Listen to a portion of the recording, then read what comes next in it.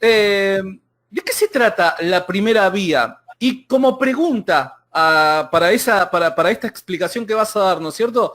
¿Qué significa el movimiento en el sentido aristotélico? En el sentido aristotélico.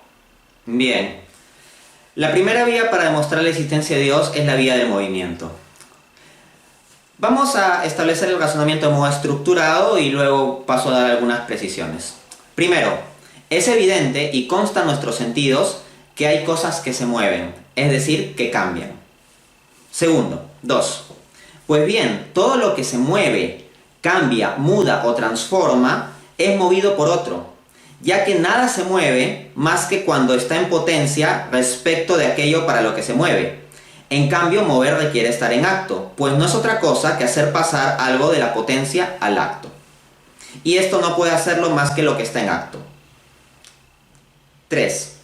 Pero si lo que mueve a otro es a su vez movido, es necesario que lo mueva un tercero, y a este otro.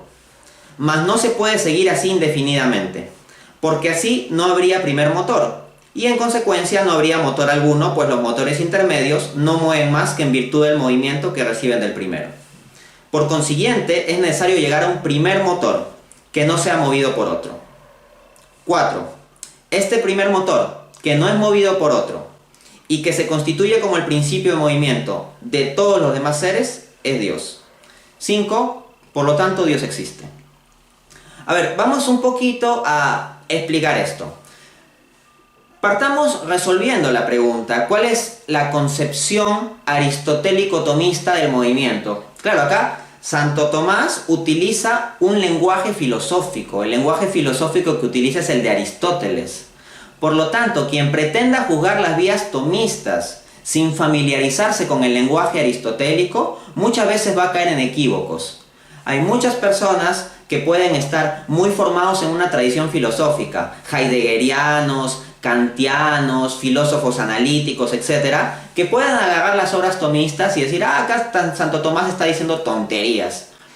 Pero claro, o sea, no van a poder juzgarlo bien si no están bien empapados de lo que es el marco aristotélico.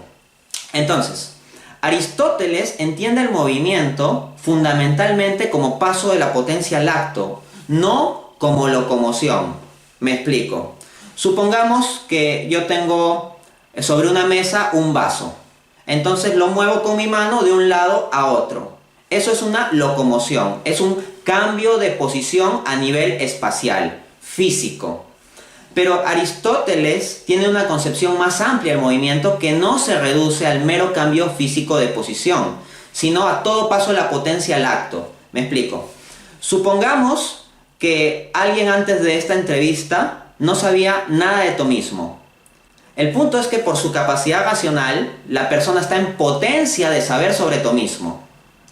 Ahora, esa potencia, cuando la persona comienza realmente a saber sobre tomismo, pasa a convertirse en acto, porque ya la persona no solo está en posibilidad, sino que ya comienza a saber, ya sabe algo sobre tomismo. Entonces hay un paso de la potencia, de la posibilidad de saber, al acto, al efectivamente saber. Ese paso de la potencia al acto es lo que Aristóteles concibe como movimiento. Entonces no tiene que reducirse a un asunto físico, porque acá incluso estoy dando un ejemplo de crecimiento intelectual de una persona. La persona puede estar sentada completamente inmóvil en términos físicos y aún así se daría un movimiento en el sentido aristotélico del término, ¿no? Entonces allí tenemos ya un punto que hay que establecer con claridad. Luego Santo Tomás dice que solo puede mover aquello que ya está en acto. ¿Cómo es esto? Si yo no sé nada de tomismo y yo quiero hacer aprender a otros sobre tomismo, ¿cómo a los que tienen la potencialidad de aprender sobre tomismo los voy a mover a efectivamente aprender sobre tomismo si yo no tengo en acto ya en mí el conocimiento sobre tomismo? Más bien, si yo a personas que potencialmente podrían saber sobre tomismo les puedo ayudar a que en acto sepan qué es el tomismo, es porque el conocimiento sobre el tomismo, al menos en alguna parte, existe ya en acto en mí. Igualmente, tenemos por ejemplo una piedra que es calentada por un fuego, ¿ok? Entonces la piedra podríamos decir que está fría, pero al ser puesta encima del fuego pasa a estar caliente. Entonces estaba en potencialidad de estar caliente cuando estaba fría, pero cuando es puesta en el fuego durante un tiempo pasa a estar caliente en acto. Pero ¿cómo llega a estar caliente en acto? Porque el fuego ya tiene en sí la actualidad de ese calor o de ese cierto nivel de temperatura.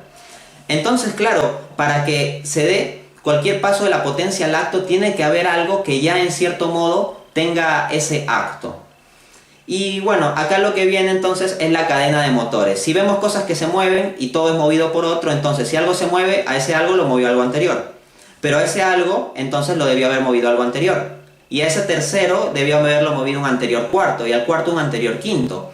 Pero eso nos llevaría a una regresión infinita y entonces para que haya un solo movimiento tendría que pasar una cadena infinita de transmisión del movimiento. Y hablaríamos de un infinito terminado, lo cual es un absurdo, ¿no? En consecuencia se va a requerir de un primer motor, ¿no? Es decir, de un ente que mueva a todo lo demás, pero que no sea él mismo movido por otro. Es lo que Santo Tomás llama el primer motor inmóvil. Y en resumen, esa sería la vida. A ver, me sumo a las palabras de un seguidor acá que nos está viendo, William Anton. Dice, no solamente es un intelectual, sino también un gran maestro. ¿Cómo uno se da cuenta cuando habla un profesor delante, no? Porque uno puede saber mucho, pero la forma de transmitir tus ideas, Dante, o sea, para los más principiantes como yo, le resulta algo que es sumamente difícil, claro. Así que gracias, Dante.